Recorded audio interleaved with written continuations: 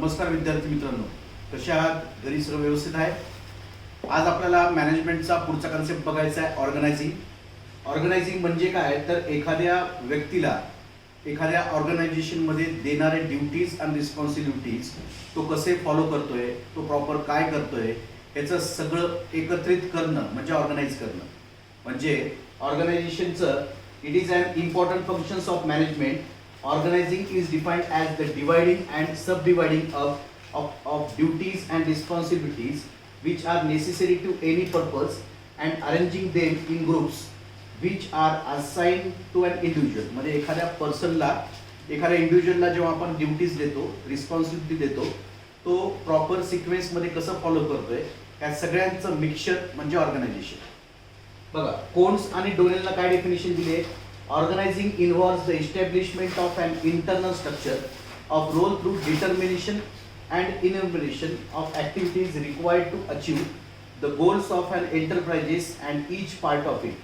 म्हणजे ऑर्गनायझेशनच्या प्रत्येक पार्टला, प्रत्येक ऑब्जेक्टिव्हला अचीव करण्यासाठी जे ते काम करतात त्याला आपल्याला ऑर्गनायझिंग असं म्हणायचं आहे. नंतर जॉर्ज टेरी काय म्हणतोय?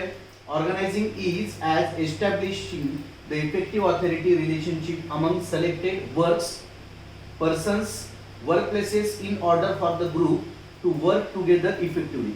सगळ्यांनी एकत्रित येऊन जे ऑब्जेक्टिव्ह आपल्याला अचीव्ह करायचं असतं, वर्क किंवा पर्सन किंवा त्या वर्क प्लेस वरती, ह्या सगळ्यांवरती कंट्रोल ठेवणं, प्रॉपर ऑथॉरिटी, रिस्पॉन्सिबिलिटी न ते काम करणं म्हणजे ऑर्गनायझिंग असं जॉर्ज टेरी म्हणतो.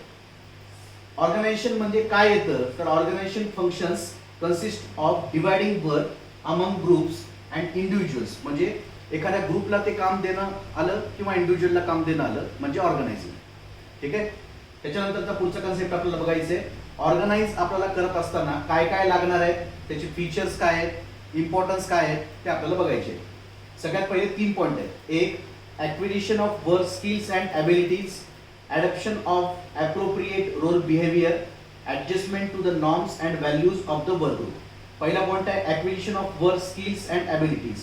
acquisition of work skills म्हणजे प्रत्येकाला जे आपण काम देणार आहे ते प्रत्येकाचं काम त्याला जमणार आहे का नाही त्याच्या ॲबिलिटी वरती आपण ते देणार आहे. adoption of appropriate role behavior. एखाद्या पर्सनला, मॅनेजरचं काम काय? To manage the business, to manage the organisation. वर्कर्सचं काम काय? मॅन्युफॅक्चरिंग करायचं आहे. म्हणजे प्रत्येकाचा रोल बिहेवियर आपण डिसाईड करून देणार आहे आणि त्याला ते काम ते व्यवस्थित जमते का नाही हे चेक करणार आहे. तिसरा पॉईंट आहे adjustment to the norms and values of the work group. प्रत्येक डिपार्टमेंटचं काम वेगळं असतं. हाऊसकीपिंगचं काम वेगळं, ॲडमिनिस्ट्रेशनचं वेगळं, HR ह्युमन रिसोर्स डिपार्टमेंट वेगळं, रिक्रुटमेंट डिपार्टमेंट वेगळं, प्रोडक्शन डिपार्टमेंट वेगळं, परचेस डिपार्टमेंट वेगळं, सेल्स डिपार्टमेंट वेगळं. ह्या प्रत्येक डिपार्टमेंटला दिलेलं काम हे प्रॉपर ऑर्गनाइज होतंय का नाही त्याला म्हणायचे ऑर्गनायझिंगचे पहिले फीचर्स. पुढे आपल्याला बघायचंय प्रोसेस ऑफ ऑर्गनायझिंग म्हणजे काय. प्रोसेस ऑफ ऑर्गनायझिंग मध्ये काय येतं? सगळ्यात पहिले identifying the work, grouping the work, establishing formal reporting relationship, providing for measurement, evaluation and control, delegation of authority and responsibility आणि कोऑर्डिनेशन. पहिला पॉईंट काय आहे तर identifying the work. The first step in the organising process is to identify the work to be perform in the organizational unit, that is an enterprise.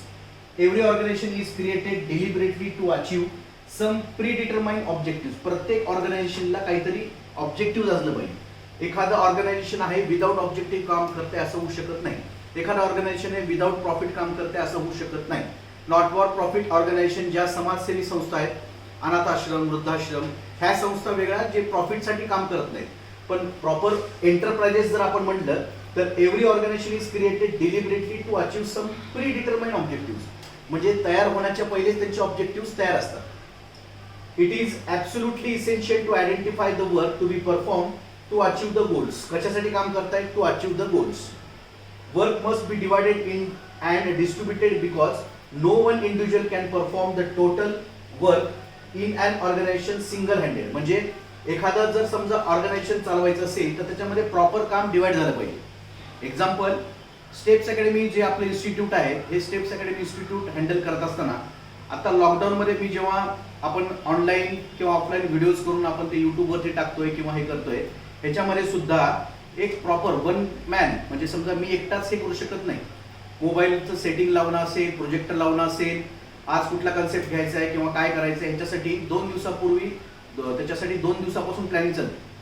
मी अभिषेक, साईदीप, व्यंकटेश पहिले decide करतो की आपल्याला काय करायचं आहे, 2 दिवसानंतर कुठला प्लॅन, आपल्याला कुठला सब्जेक्ट घ्यायचा आहे, किंवा शिकवणार मीच आहे नो डाऊट, पण कन्सेप्ट सर आज तुम्ही किती शिकवणार आहेत, किती लेक्चर्स आपल्याला शूट करायचे आहेत, प्रोजेक्टर गरम होणं, नंतर पुन्हा मोबाईल गरम होणं, नंतर मग ते व्यवस्थित ते रन होणं किंवा न होणं, त्याच्यासोबत जे मार्केटिंग आपल्याला करायची असेल ती डिझाईन कोणाकडे देणं, डिझाईनचं हे फॉर्मॅट तसं करायचं आहे किंवा ते तसं करायचं आहे, हे असं आपल्याला करता येईल का, ॲनिमेशनची व्हिडिओ तयार करणं, वेगवेगळ्या प्रकारची मार्केटिंग आपल्याला करता येतील का, मेसेज सोडता येतील का, ह्या सगळ्या कन्सेप्टसाठी वन मॅन आर्मी म्हणजे इंडिव्हिज्युअल मी एकटा करू शकणार आहे का, तर नाही करू शकणार.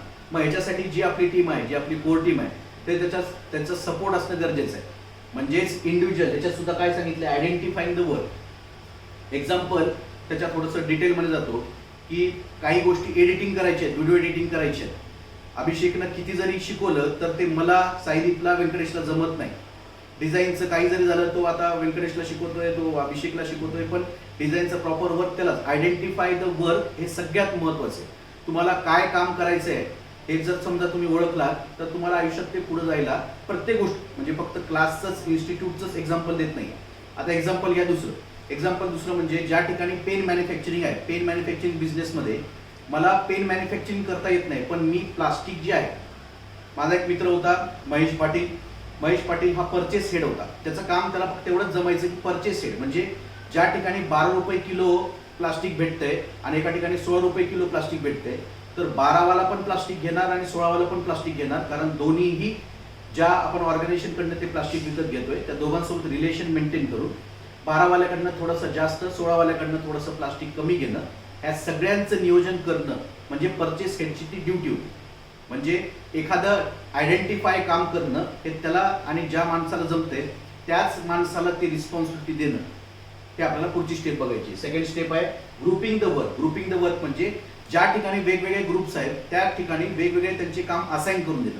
ज्याला काम परफेक्ट जमतंय, परचेस हेड असेल तर त्याला परचेसचं काम व्यवस्थित जमलं पाहिजे, सेल डिपार्टमेंटचा एखादा एक्झिक्युटिव्ह असेल तर त्याला सेलचं व्यवस्थित जमलं पाहिजे.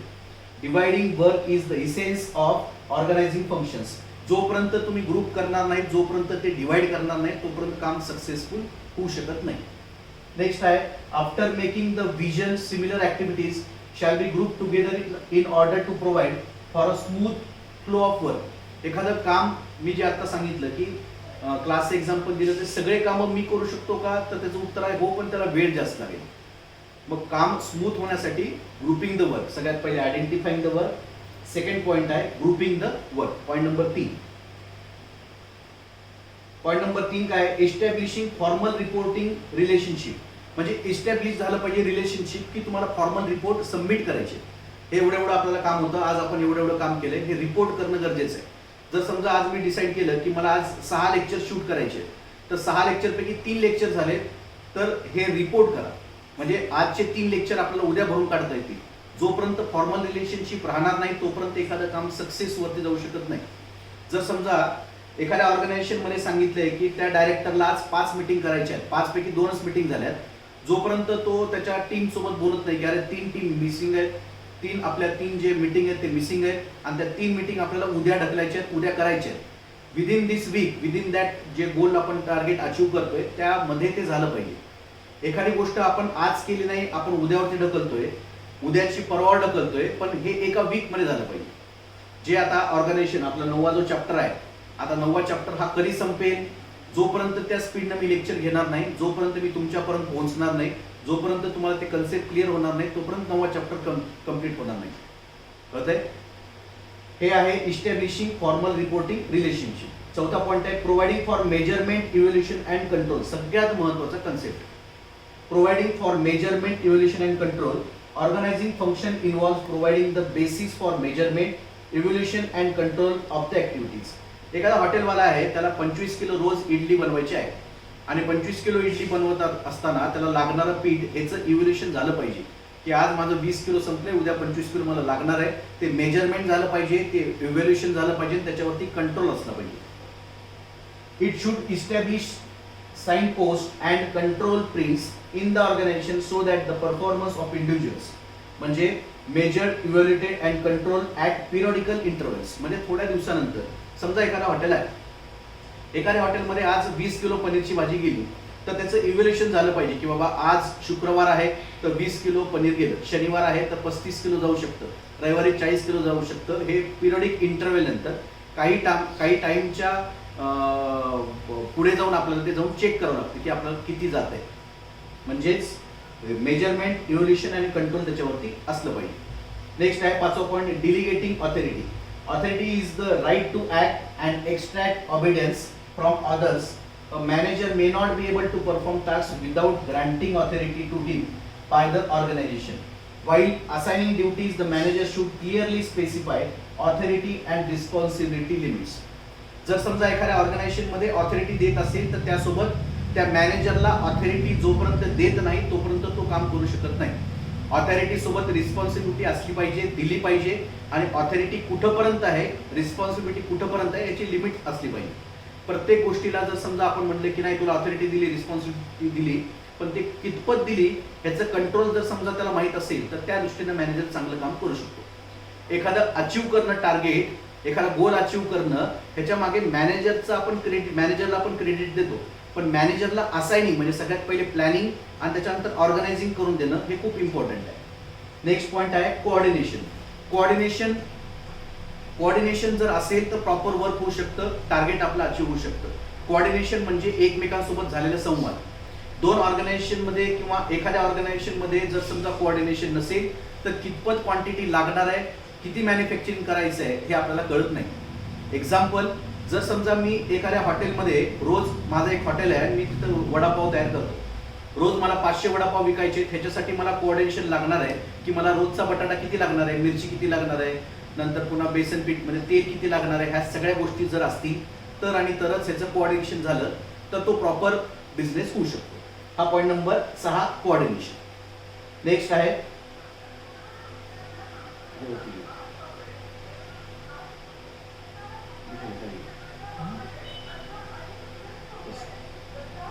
आता जो आपण कन्सेप्ट बघितलाय तो ऑर्गनायझिंग हा कन्सेप्ट बघत असताना ह्याच्यामध्ये एक्झाम्पल मला हे द्यायचं होतं की जर समजा मुंबईचे डबेवाले 5000 लोक आहेत, हे 5000 लोक काय करतायत तर 5000 लोक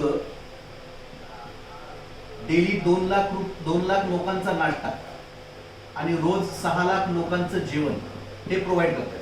बघा, मुंबईचा डबेवाला 135 वर्षापासून आपल्या भारतात कार्यरत आहे. काय करतायत ते 5000 लोकच आहेत, पण 2 लाख लोकांचा नाश्ता सकाळी 6 वाजल्यापासून रात्री 10 वाजेपर्यंत 6 लाख लोकांचं जेवण, सकाळचं आणि रात्रीचं जेवण ते एका डब्यात भरतायत आणि तो डब्बा ज्या माणसाला पाहिजे त्या माणसाच्या हातात बरोबर त्याच्या टायमिंगला, जेवायच्या किंवा नाश्त्याच्या टायमिंगला त्याच्या हातात पोहोचतो. It's a proper example of planning, organising आणि स्टाफिंग. म्हणजे हे जोपर्यंत होणार नाही, काय आहे ते काय करतात, एक डब्बा आहे, त्या डब्याच्या वरती एक नंबर दिलेला असतो, त्या नंबरनुसार तो डब्बा त्यांना प्रोव्हाइड होतो. नाश्ता असेल तर नाश्ता, चपाती भाजी वरण भात असेल तर त्याचा डब्बा, पण हे प्रत्येक गोष्टी त्याच्या कंट्रोलमध्ये विथ प्रॉपर प्लॅनिंग, ऑर्गनायझिंग आणि स्टाफिंग नुसारच होते. हे झालं ऑर्गनायझिंगचं बेस्ट एक्झाम्पल, मुंबईचा डब्बेवाला. ठीक आहे. त्याच्यानंतरचा कन्सेप्ट आपल्याला बघायचा आहे स्टाफिंग. स्टाफिंग म्हणजे काय तर बघूया. Staffing is defined as the process of obtaining and maintaining the capable and competent people to fill all positions from top to operative level. म्हणजे टॉप मॅनेजमेंट, मिडल मॅनेजमेंट आणि level मॅनेजमेंटच्या प्रत्येक लोकांना properly staff करणं, that is called as staffing. In the other words, Dalton काय म्हणतोय, staffing is the function by which managers build and organisation through the recruitment, selection, development of individuals. हे 3 point महत्वाचे. Recruitment, selection, development. जोपर्यंत एखाद्या पर्सनचं आपण recruit करत नाहीत, recruit केल्यानंतर त्याला सिलेक्ट करत नाहीत एखाद्या प्रॉपर वर्कसाठी, आणि जोपर्यंत त्याच्यावरती आपण डेव्हलपमेंट करत नाही तोपर्यंत तो एम्प्लॉई केपेबल होऊ शकत नाही, असं डाल्टनचं म्हणणं आहे. अकॉर्डिंग टू कोल्स डोनेलचं काय म्हणणं आहे, staffing is the executive function which involves recruitment, selection, compensating, training, promotion, retirement. म्हणजे ह्या सगळ्या सिक्वेन्समध्ये झालं पाहिजे. सगळ्यात पहिले त्याचं रिक्रुटमेंट झालं पाहिजे, नंतर सिलेक्शन झालं पाहिजे, नंतर कम्पेन्सेटिंग म्हणजे त्याला प्रॉपर कामासाठी त्याला बसवलं पाहिजे, त्याच्यानंतर त्याची ट्रेनिंग झाली पाहिजे. ट्रेनिंग झाल्यानंतर 1-2 वर्षांतर त्याचं प्रमोशन झालं पाहिजे. बाय वे ऑफ दिस आपण जे करतो त्याला आपण स्टाफिंग म्हणतोय. ह्या 3 पैकी कुठली पण एक डेफिनेशन पाठ करायची आहे. नेक्स्ट आहे importance of staffing. Importance of staffing मध्ये पहिला पॉइंट आहे, it facilitates discovery of competent and qualified people to take up various positions the organisation. It facilitates discovery the competent म्हणजे ज्या ठिकाणी परफेक्ट माणूस तिथं बसवणं याला म्हणायचं स्टाफिंग. इट डिस्कवर्स, त्याच्यामुळे काय होतं की आपल्याला डिस्कवरी आपण शोधून काढतो की हा माणूस चांगलं काम करू शकतो. सेकंड पॉइंट आहे, it enhances the productivity by placing right people on the right jobs. जोपर्यंत राईट पीपल राईट जॉबसाठी सिलेक्ट होत नाही, रिक्रूट होत नाही, त्याच्यावरती ट्रेनिंग आपण देऊ शकत नाही, तोपर्यंत स्टाफिंग प्रॉपर होऊ शकत नाही. विथ द प्रॉपर ट्रेनिंग, जर समजा एखाद्या आचार्याला मी सांगितलं की बाबा रोजचे मला 500 पुऱ्या तुझ्याकडनं तळून पाहिजेत, तर जोपर्यंत तो इन्व्हॉल्व्ह होणार नाही ऍक्च्युअली आणि त्याला जर बनवता येत असेल, तो जर समजा फक्त बिर्याणी स्पेशलिस्ट आहे, तर त्याला पुरी करता येणार आहे का? तर नाही करता येणार. राईट प्लेस, राईट टाइम आणि राईट जॉब हे आयुष्यात येणं किंवा अचीव करणं खूप इम्पॉर्टंट आहे. एखाद्या व्यक्तीला कुठल्या वेळेस, कधी आणि कुठल्या कामासाठी आपण सिलेक्ट करतोय हे डिझाईन झालं पाहिजे. पॉईंट नंबर 3 आहे, it helps in estimating the staffing requirements of the organisation in future. हे कोणासाठी आहे? तर it is a part of planning दिले बघा, through manpower planning. Through manpower planning म्हणजे एखाद्या कॅन्डिडेटला मी आता सिलेक्ट करतोय, रिक्रूट करतोय, पण तो प्रोजेक्ट येणार आहे माझ्याकडे 2 वर्षानंतर. 2 वर्षानंतर माझ्याकडे प्रोजेक्ट येणार, त्यासाठी मी काम करू शकतो का नाही, त्याच्याकडनं करून घेऊ शकतो का नाही, ह्या गोष्टी आपल्याला समजल्या पाहिजे. नेक्स्ट आहे, it prepares the personal to occupy the top position within the organisation.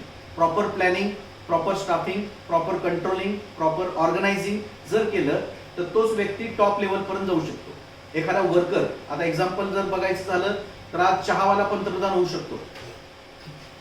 याचं एक्झाम्पल, बेस्ट एक्झाम्पल आहे, it prepare the person to occupy the top position within the organisation with the use of सगळ्यात पहिले planning, organising आणि staffing. आता नरेंद्र मोदींनी decide केलं असेल का, जेव्हा तो जॉईन झाला, घरातनं बाहेर निघाला, 14 वर्ष त्यानं बाहेर काढले, हे केले ते केले, तेव्हा त्यांनी डिसाईड केलं होतं का की मला पंतप्रधान व्हायचं आहे?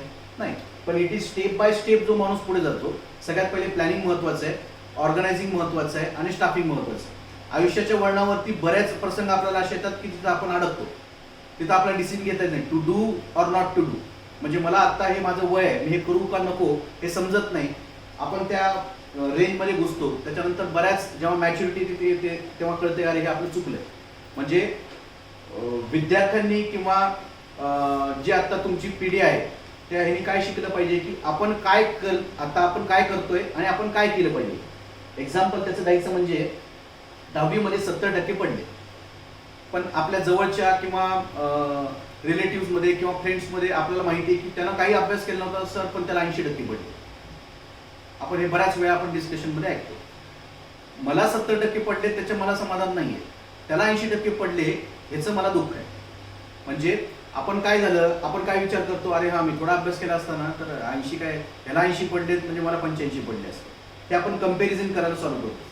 पण काही काळानंतर आपल्या लक्षात येते की कंपॅरिझन करत होतो आपण कोणासोबत, की जो व्यक्ती किंवा ज्या व्यक्तीसोबत आपले आज कॉन्टॅक्ट नाहीत, जे 1-2 वर्षात आपण कॉन्टॅक्ट डिलीट करतो, त्यांना डिलीट करत असेल किंवा ती मुलगी आपल्या समोरची जी मुलगी असेल तिनं डिलीट करत असेल, रादर आपण डिलीट करत असू. विषय तो नाहीये. विषय हा आहे की कॉन्टॅक्ट आज न उद्या ज्यांचे डिलीट होणार आहेत, जे लॉंग टर्म आपल्यासोबत राहणार नाही, त्याच्यासोबत आपण कंपॅरिझन करतो आणि त्याच्यामुळे लॉस आपलाच होतो. ह्या ठिकाणी आपण काय शिकलं पाहिजे की प्रॉपर प्लॅनिंग जर असेल, प्रॉपर ऑर्गनायझेशन असेल, प्रॉपर स्टाफिंग आणि ह्या सगळ्या जर गोष्टी आपण शिकलो तर आपल्याला आयुष्यात कुठे अडथळे येत नाही. हे प्रॉपर ऑर्गनायझेशनचे कन्सेप्ट आहे.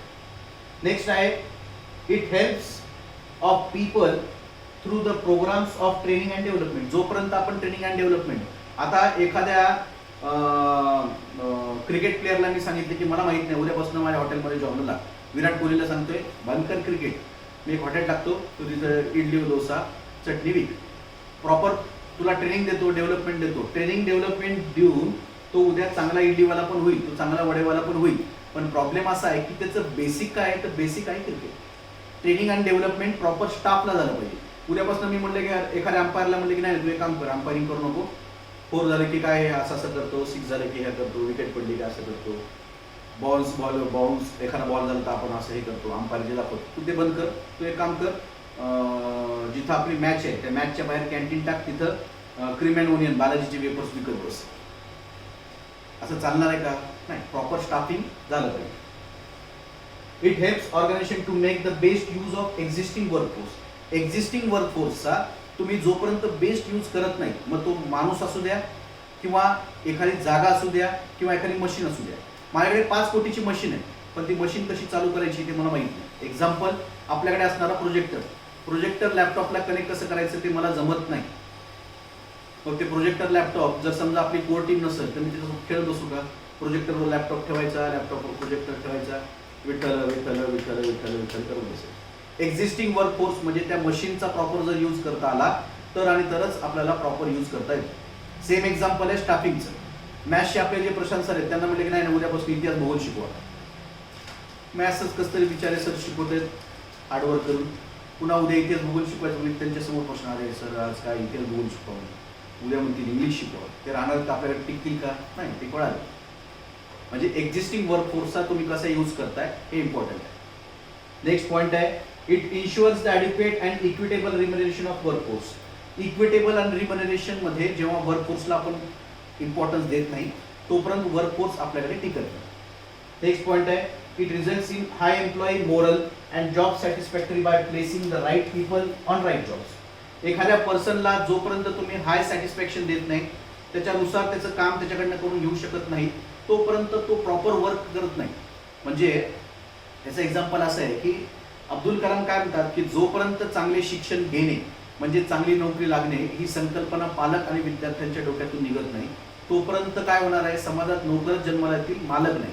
आपल्या भारतामध्ये बिझनेस करणाऱ्यांची संख्या याच्यासाठी कमी आहे कारण लहानपणापासून आपल्या डोक्यात भरवलं जातं की नाही तुला असं असं करायचंय, तुला कुठेतरी चांगला जॉब लागला पाहिजे, म्हणजे कोणाच्या ना कोणाच्या हाताखाली आपण काम केलं पाहिजे. हा कन्सेप्ट जोपर्यंत पालक लोक बदलणार नाही तोपर्यंत विद्यार्थी पण बदलू शकणार नाही. म्हणजे प्रॉपर जर आपल्याला स्टाफिंग करायची आहे, प्रॉपर जर मला ट्रेनिंग करून हे करायचं आहे, रिम्युनरेशन, इक्विटेबल रिम्युनरेशन आणि जोपर्यंत सॅटिस्फॅक्शन, मला ह्या कामातनं सॅटिस्फॅक्शन भेटतं. मला इन केस उद्यापासून सांगितलं की हे वर्षभर तुम्हाला असंच ऑनलाईन म्हणजे लेक्चर शूट करायचंय आणि तुम्हाला असं शिकवायचंय. स्टार्टिंगला वाटलं अरे समोर विद्यार्थी नाहीत आता कसं शिकवायचं, किंवा एक पहिल्या दिवसाचा माझा पहिल्या लेक्चरच्या पहिले 10 मिनिटं मला कसं वाटून गेले की अरे इथं कोणीच नाही, नेड्यासारखे एकदम बडबड करायचं. पण नंतर सॅटिस्फॅक्शन, मला काय करायला आवडते ते शिकवायला आवडते. समोर विद्यार्थी असू द्यात किंवा नसू द्यात, पण ते विद्यार्थी नंतर माझा व्हिडिओ लेक्चर बघणार आहे हे सॅटिस्फॅक्शन माझ्या मनात आहे. म्हणजे ह्या सगळ्या गोष्टी जर असेल तर प्रॉपर स्टाफिंग होऊ शकते. नेक्स्ट पॉईंट आहे, it results in high moral.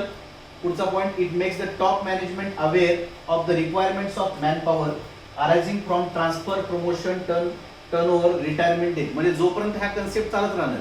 आता फायनल अकाउंट म्हणजे 12वीच्या सिलेबसमध्ये कन्सेप्ट होता सगळ्यात पहिले final account, admission, retirement day. 2 पार्टनरमध्ये तिसरा पार्टनर ऍडमिट होतोय. जोपर्यंत ऍडमिशन होणार नाही, त्यांचं वर्क जोपर्यंत समोर जाणार नाही, त्याच्यातला एखादा पार्टनर रिटायर होणार नाही. पार्टनरशिप असेल तरच पार्टनर रिटायर झाला किंवा पार्टनर डेथ झाला हे कॅल्क्युलेशन आपण करू शकतो. नेक्स्ट पॉईंट, स्टाफिंग प्रोसेस आपल्याला बघायची. स्टाफिंग प्रोसेसमध्ये सगळ्यात पहिली स्टेप आहे man power planning, also non as human resource planning. The manpower planning is a process of determining and assuring that the organization will have an adequate number of qualified persons available of the proper times performing jobs which meet the needs of the entire enterprises and which provide satisfaction for the individual employed involved. हे कोण म्हणते? Beach del नावाचा जो scientist आहे याच्यातला, त्याचं म्हणणं आहे की जोपर्यंत मॅन पॉवर प्लॅनिंग म्हणजे कोणाला काय काम दिलं पाहिजे, कसं काम दिलं पाहिजे हे जोपर्यंत समजत नाही तोपर्यंत आपण मॅन पॉवरची प्लॅनिंग करू शकत नाही. त्याच्यामध्ये काय इन्व्हॉल्व आहे तर सगळ्यात पहिले डिटर्मिनेशन ऑफ ऑर्गनायझेशन ऑब्जेक्टिव्ह. एखाद्या माणसाला तुम्हाला ऑर्गनायझेशनमध्ये आल्यानंतर सांगावं लागणार बाबा रे की आपलं हे काम आहे, आपल्या ऑर्गनायझेशनचा ऑब्जेक्टिव्ह काय आहे हे आपल्या एम्प्लॉयला जोपर्यंत कळत नाही तोपर्यंत ते सक्सेसफुल ऑर्गनायझेशन होऊ शकत नाही. एक्झाम्पल रिलेटेड टू, पुन्हा मी क्लासचं एक्झाम्पल देतो. जेवढे आपले एम्प्लॉईज आहेत, जेवढे आपले कोर टीम आहेत, ज्यांना मी जोपर्यंत मी सारखं फोर्स करणार नाही किंवा सारखं पिच करणार नाही की ह्या वर्षी आपलं ॲडमिशनचं टार्गेट आहे 200, 9वी 10वी 11वी 12वी कॉमर्स सायन्स, फक्त ह्या 4 वर्गाचे आपल्याला 200 ॲडमिशन्स पाहिजे. मग ते by way of WhatsApp, Insta, Facebook, YouTube नंतर पुन्हा काही टेक्स्ट मेसेज करणं असू द्या, कॉलिंग करणं असू द्या, ह्या सगळ्या वेमधनं 200 ॲडमिशन आपल्याला पाहिजेत. हे जोपर्यंत आपण एकमेकांसोबत रिकॉल करत नाही तोपर्यंत आपलं इन्स्टिट्यूट, आपलं ऑर्गनायझेशन अचीव्ह होऊ शकत नाही. एखाद्या ऑर्गनायझेशन जोपर्यंत एम्प्लॉयला सांगणार नाही की आपलं टार्गेट आहे 50 करोड, तोपर्यंत काय करतील, लोक येतात 9 ते 5 काम करतात, आज ड्युटी झाली, 1 वाजता बरोबर डब्बा खातात. मग 1 वाजता डब्बा खाताना फॅन लावणे, गाणे ऐकतात आणि गाणे ऐकत ऐकत डब्बा खातात. मग नंतर आज खूप काम झालं, 5 वाजता they are satisfied with their jobs. Job हा कन्सेप्ट असा आहे की सॅटिस्फॅक्शन महत्वाचं आहे. एखाद्या एम्प्लॉईला जोपर्यंत आपण टार्गेट देणार नाही, जोपर्यंत त्याचा ऑब्जेक्टिव्ह आपल्याला माहित नाही, तोपर्यंत काम करणं म्हणजे पाटा टाकणं. कळतंय? आता माझा एक मित्र आहे, मी त्याला सांगितलं की अरे बाबा रे, मला एका बिझनेसचा लोगो करून दे. एका बिझनेसचा लोगो करून दे म्हणल्यानंतर ते काम होणार आहे एका दिवसाचं. पण त्याच्या जोपर्यंत मागे लागत नाही, त्याला फोर्स करत नाही, तोपर्यंत ते काम सक्सेसफुली होऊ शकत नाही, असं माझं म्हणणं आहे.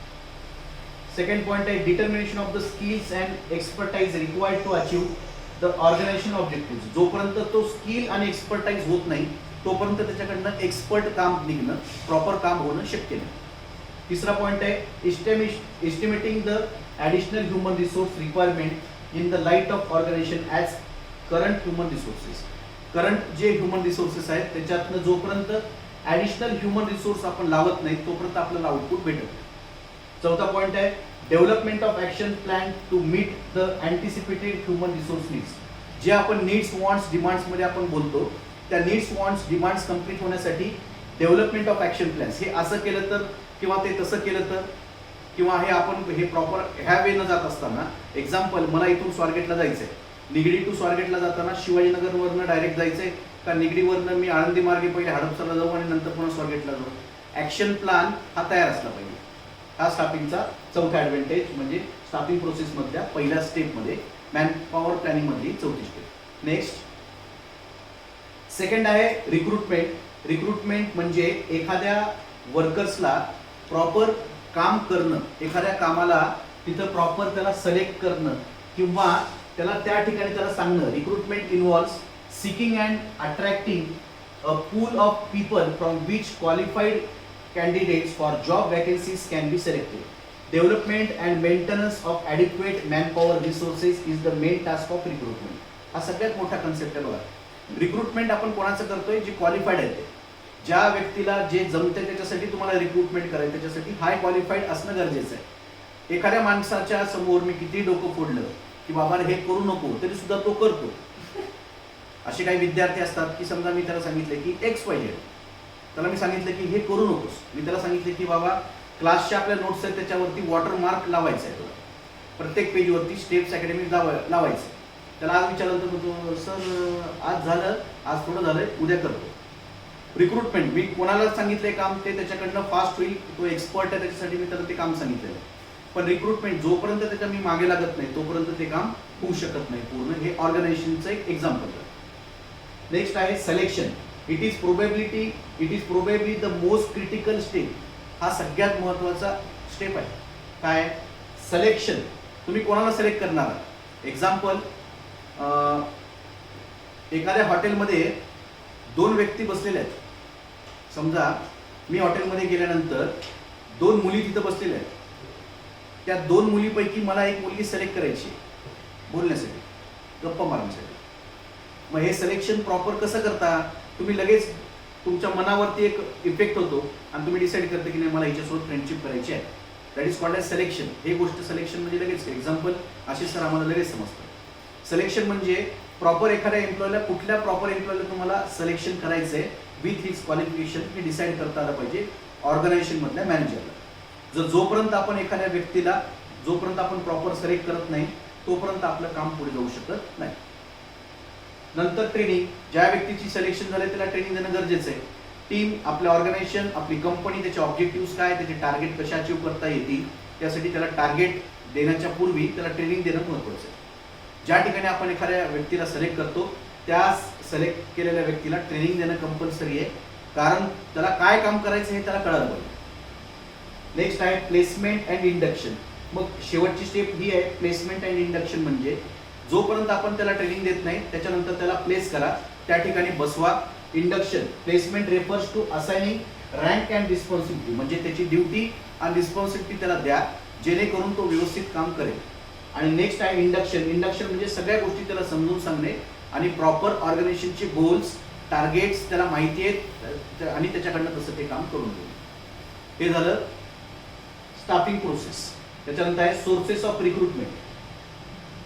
सोर्सेस ऑफ रिक्रुटमेंटमध्ये पहिली स्टेप आहे इंटरनल सोर्सेस. इंटरनल सोर्सेस म्हणजे एखादा ऑर्गनायझेशन आहे, समजा ASM औद्योगिक शिक्षण मंडळ एक कॉलेज आहे, तिथल्या जागेसाठी, कुठल्या फिजिक्सच्या जागेसाठी, अकाउंटच्या जागेसाठी, इकॉनॉमिक्सच्या जागेसाठी जर समजा नवीन टीचर लागणार असेल तर इंटरनल जेवढे काही फॅकल्टीज आहेत त्यांच्याकडनं प्रोसेस थ्रू ॲडमिशन करून घेणे म्हणजे स्टाफिंग करून घेणे.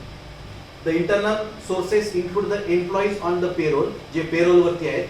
People from within are generally upgraded wherever any vacancy arises.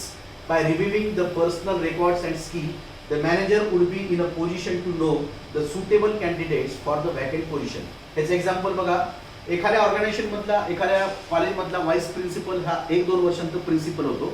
कारण प्रिन्सिपलला वेगळ्या ठिकाणी वेगळ्या पोस्टवरती युनिव्हर्सिटीमध्ये लागेल किंवा दुसऱ्या कॉलेजमध्ये हाय पोझिशनवरती जाईल, त्यासाठी व्हाईस प्रिन्सिपल हा प्रिन्सिपल होत असतो. यासाठी सगळ्यात पहिले काय महत्वाचं आहे तर internal sources. Internal sources recruitment from within encourages the employees to work efficiently. त्याच्यामुळे जर समजा मला प्रमोशन भेटत असेल तर त्या ठिकाणी मी थोडं जास्त काम करतो. टू अट्रॅक्ट माय बॉस मी काय करायला पाहिजे, मी थोडंसं जास्त इफेक्टिव्हली आणि इफिशियंटली काम केलं पाहिजे. सेकंड काम आहे द ऑर्गनायझेशन.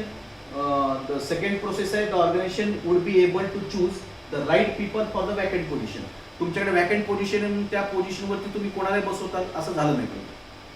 तिसरा आहे employees need little training as they know the major operations and functions. त्याला तिथले मेजर फंक्शन्स माहिती आहे, त्याच्यामुळे आपण ते करू शकतो.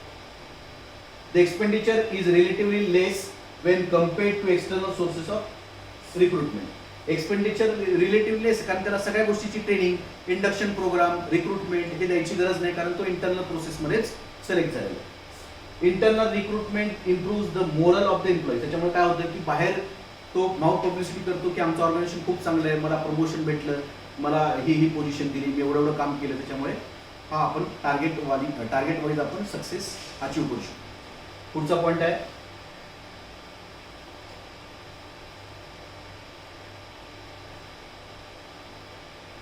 खाली दुसरा सोर्स आहे एक्सटर्नल सोर्स.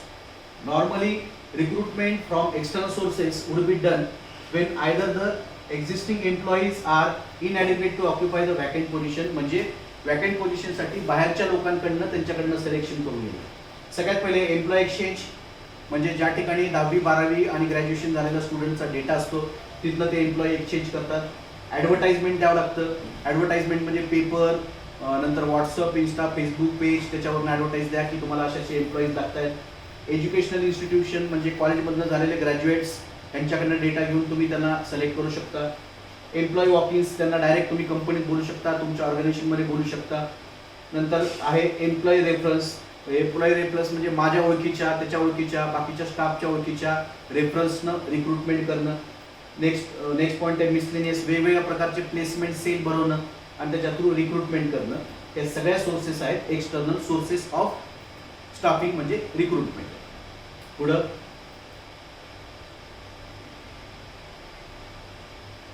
सिलेक्शन मध्ये एक प्रॉपर वे. सिलेक्शन मध्ये प्रॉपर वे काय? सगळ्यात पहिले application bank. Every candidate is required to fill a blank application which provides a written record of the candidate qualification. It is traditional widely accepted device for the electing information from the prospective applicants to enable the management to make proper selection of candidates. जोपर्यंत तुम्ही application करणार नाही तोपर्यंत तुम्हाला तो job हवाय हे आपल्याला कळणार नाही. Point number second, preliminary interview. To eliminate the unsuitable candidate in the very beginning preliminary stage, interviews of brief duration are conducted. जोपर्यंत तुम्ही प्रायमरी इंटरव्ह्यू घेणार नाही तोपर्यंत 100 पोरं आहेत. 100 जणांमध्ये तुम्हाला 4 सिलेक्शन घ्यायचे, तर 100 मध्ये 4 पोरं सिलेक्ट करताना बाकीच्या स्टुडंट्सला, बाकीच्या ग्रॅज्युएट्सला, बाकीच्या कॅन्डिडेटला तुम्हाला इंटरव्ह्यू करून बाहेर काढावं लागेल. थर्ड स्टेप आहे employment test. To match the individuals mental and physical characteristic with the job opportunity employment test are essential. एखाद्या ठिकाणी तुम्हाला जॉब द्यायचा आहे, तुमची जॉबसाठी मेंटल आणि फिजिकल टेस्ट घेणं गरजेचं आहे।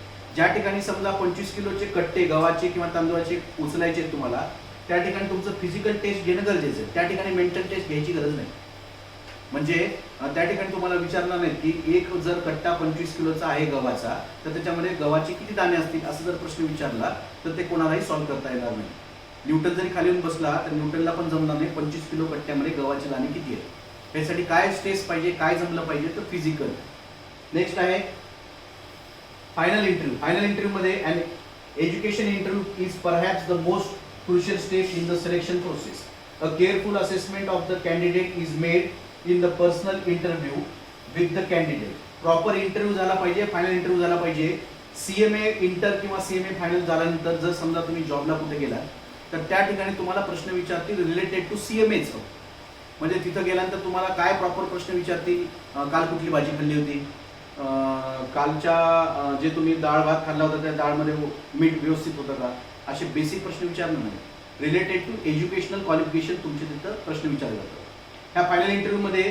मग रिलेटेड टू तुमचं जे काही क्वालिफिकेशन झालेलं आहे त्याच्यातले बेसिक प्रश्नापासून एंड जे टॉप मोस्ट हायेस्ट एकदम क्रिटिकल क्वेश्चन जे आहे ते क्वेश्चन विचारूनच तुम्हाला तिथं सिलेक्ट केलं जातं। पाचवा पॉईंट आहे बॅकग्राऊंड इन्व्हेस्टिगेशन। बॅकग्राऊंड एखाद्या एम्प्लॉयला सिलेक्ट करताना त्याचं बॅकग्राऊंड काय आहे हे तुम्हाला सिलेक्ट करता आलं पाहिजे, हे तुमच्याकडे माहिती असली पाहिजे। एखादा एम्प्लॉई कुठल्या तरी क्राईम करून आलेला आहे किंवा त्याच्या डोक्यात नेहमी काही ना काहीतरी कुचापत्ती, काही ना काहीतरी असं समजा काहीतरी भ्रष्टाचार किंवा काहीतरी घोळ, काहीतरी झोल करायचा आहे, असे कॅन्डिडेट तुम्ही सिलेक्ट करत नाही। त्याच्यानंतर आहे मेडिकल एक्झामिनेशन, त्याला करोना आहे का नाही सगळ्यात महत्त्वाचं। आजच्या डेटला कुठेही जॉब लागणं खूप गरजेचं आहे, जॉब भेटणं पण सोपं झालं, पण त्याला करोना आहे का नाही। समजा मी जर एखादा एम्प्लॉय ठेवला, इंग्लिशसाठी मला फॅकल्टी पाहिजे आणि इंग्लिशची फॅकल्टी आली आणि इंग्लिशची फॅकल्टी अशी की तिला किंवा त्या सरला करोना आहे, म्हणजे अवघड आहे ना। म्हणजे सगळ्यात पहिले काय केलं पाहिजे, मेडिकल एक्झामिनेशन। नेक्स्ट आहे फायनल सिलेक्शन अँड प्लेसमेंट। मग त्याचं फायनल सिलेक्शन द्या, त्याला तुमच्याकडे प्लेसमेंट झालं असेल त्याला लेटर द्या।